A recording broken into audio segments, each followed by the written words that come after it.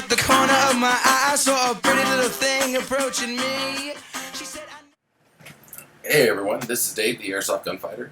For those of you that don't know me, I'm the owner of ARC Airsoft out in Hollister, California. And tonight I'm just making a real quick video to go over some stuff regarding SB199. For those of you that don't know, there were some officer-involved shootings earlier this year, and sometime, I believe, a couple of years ago. A child was shot playing with an airsoft gun in public like he shouldn't have been. Police were called, it ended badly, and that is absolutely tragic. The response from Senator De Leon of the California State Senate was to draft a bill. It was initially called SB199. SB199, and it's a legacy bill, I guess, if you want, or its follow-up bill, SB1315, was intended to colorize our airsoft guns.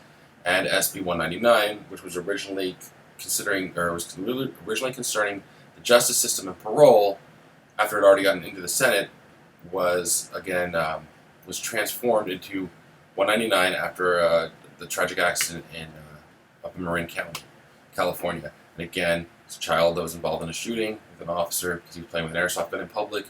I would like to iterate that the kid had no orange tip on the gun. He was playing with the gun. It was painted to look more realistic. And there are varying reports of how it went down, but unfortunately the child was killed. So the bill, when it was drafted, was to pretty much make our airsoft guns look like this. All right, you all out there know as well as I do that that would have ultimately destroyed the sport. So through the airsoft's lobbying and whatnot, the bill was kind of amended in order to put some color requirements on the gun to differentiate them from real firearms. Now, we had hoped, and we had called, and we had made it known that we did not want this bill to pass while it was still in the Senate. We failed. There's no other way to say it. The bill is now on the governor's desk to be signed or vetoed, or if the governor does nothing, the bill passes anyway and becomes effective on January 1st, 2016.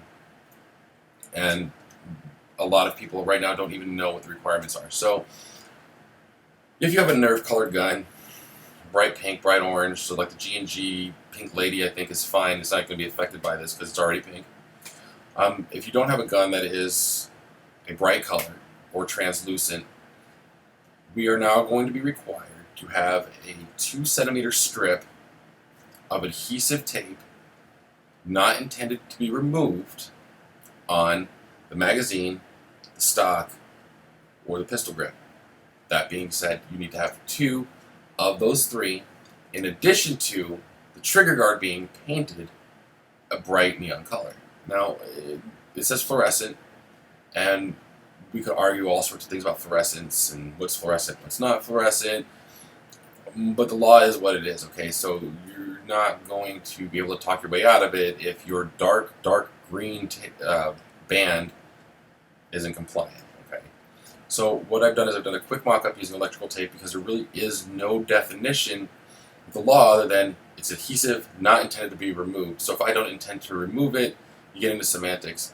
This is the mock-up of what the guns will be looking like in the future. As you can see, I use tape, but this would be painted yellow or orange or blue or whatever bright color. I'll bring this a little closer. My pistol grip now has 2-centimeter band, again compliant, and the magazine, because I don't want to put it on my stock, which I could, because this is a wire stock that's intended for a P-Star tank. Technically, I guess I could get around with wrapping a little 2-centimeter band around that, but let's not get crazy. All right. So this is what it looks like now.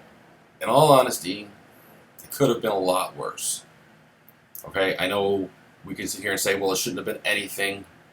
You're absolutely right, but it is what it is. So if you look at it, once I wrap my finger around this, or my hand around this, you really can't see the band. Even on the other side, it's not that bright. It's not hugely noticeable. It's number one. I know a lot of players like to do this. They're magazines, but here's the thing about magazines. Once you drop them, if you were to put another one in that did not have a band, you're still in compliance when you're transporting. Speaking of which, this happened because somebody didn't properly take care of their airsoft gun. They didn't play with it in the proper place. They didn't transport it properly. So when you're going from A to B, you're going from your house to the field. That's my cell phone, excuse me. When you're going from your house to the field, it needs to be in a gun bag. Okay, gun bags are not expensive. You can find some as low as $20. All right, they need to be lockable, and zippers are locked. I personally use this bag from Voodoo. It even comes with small locks so that I can lock my zippers. Guys, the point is, we're in this environment now where we have to change the way we do airsoft. It is what it is. Don't fight the cops on it. Don't fight with the senators on it. Don't go out there calling names and be unprofessional about it. There's still a chance that we can convince Governor Brown to veto the bill. Call and write. We'll go ahead and I'll post the link in this video at the end. Call, email. It's the best you can do. If he doesn't veto it, he doesn't decide to sign it because he doesn't really care that much about it, we have a lot to deal with. Do not fight the law on this. They'll win. That's what they do. I'm an ex-police officer. If you guys can see in the background, there's an MP Broussard up there. I was a cop for many years. We had this problem with paintball back in the day. Alright, guys? So please, stay safe. Play at sanctioned fields. Don't take your stuff out in public. If you have any questions, feel free to email me. Feel free to call me. The line's on there. I'll give you the number, 831-435-5055. It's on the ARC website. Call me and we can discuss it. You guys, please be safe with your stuff. Please be smart with your stuff. Don't get into a confrontation with law enforcement with your stuff. Don't fight this. Don't make a scene about it. Don't have another incident, because if we have another incident, I have no doubt that Senator De Leon will go for a strict ban on airsoft in California. And for those of you that are watching this on the East Coast, or anywhere else other than California, this affects you too. California is a major shipping point for all your airsoft stuff. Spartan Leia made a great video explaining that it could take 2 to 3 months to move your favorite store, be it Airsplat, Evic, GI, Megastore, any of them. I work with Vulcan on some stuff.